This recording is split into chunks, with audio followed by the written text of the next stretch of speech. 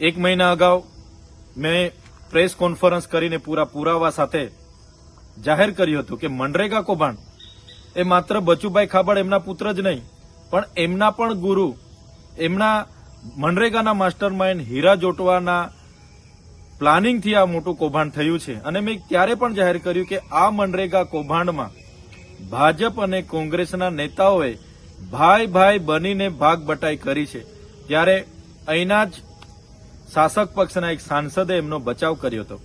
હીરા જોટવાએ મને ચીમકી ઉચ્ચારી હતી કે ગુજરાતમાં ક્યારે નહીં થયો હશે એવડો મોટો માનહાનિનો કેસ હું ચૈતર વસાવા પર કરીશ. ત્યારે આજે ભરૂચ એસપીએ જે પ્રેસ કોન્ફરન્સ કરી, આજે હીરા જોટવાએ એના દીકરાની ધરપકડ કરી, એના પરથી સાબિત થાય છે કે હું સાચો હતો. અને બીજી સાચી હકીકત એવી છે, હીરા જોટવા 2017-18 દરમિયાન આ આદિવાસી વિસ્તારોમાં આવ્યા ત્યારે તમામ મનરેગાની કામગીરી પંચાયતને અમલીકરણ બનાવીને કરવામાં આવતી હતી.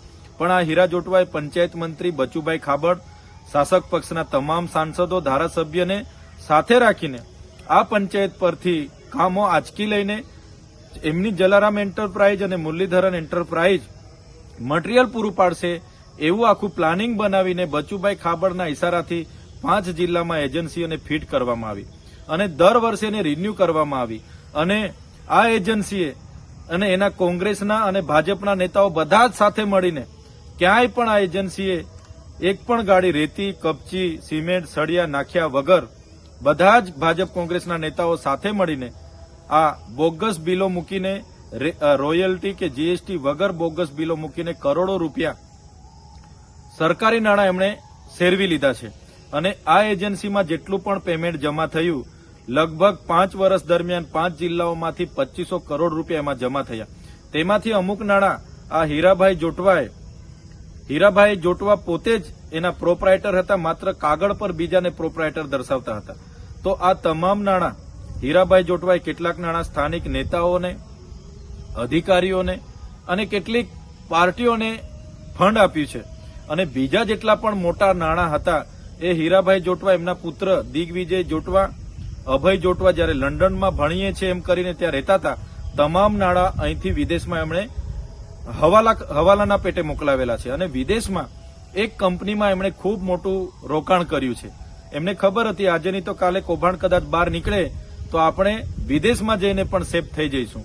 ત્યારે મારે સરકારશ્રીને વિનંતી છે, તમે આમાં સીબીઆઈ, ઈડી અને જીએસટી વિભાગને પણ જોડો.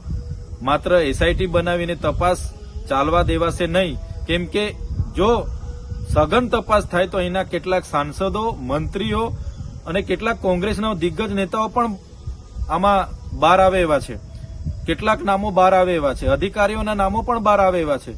એમાં ટીડીઓથી લઈને નિયામક સુધીના નામો બહાર આવે એવા છે. એટલે એસઆઈટીને આ લોકો નિષ્પક્ષ તપાસ કરવા દેશે એવું મને લાગતું નથી.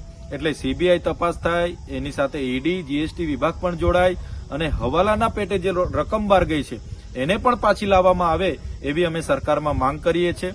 સાથે સાથે જો સંતોષકારક તપાસ નહીં થશે તો આવનારા દિવસોમાં આ જે ભાજપ અને કોંગ્રેસના નેતાઓએ કરેલા કૌભાંડોને ઉજાગર કરવા માટે અને રિકવર કરવા માટે અમારે લોકોને સાથે રાખીને કલેક્ટર, એસપી અને નિયામકની કચેરીને ઘેરાવો કરવાની જરૂર પડશે. તો અમે 5 તાલુકામાં ઘેરાવા કરીશું. એટલે સરકારને જરૂર જણાશે તો અમે તમામ લોકોને સાથે લઈને ગાંધીનગર ખાતે પણ અમે ઘેરાવા કરીશું.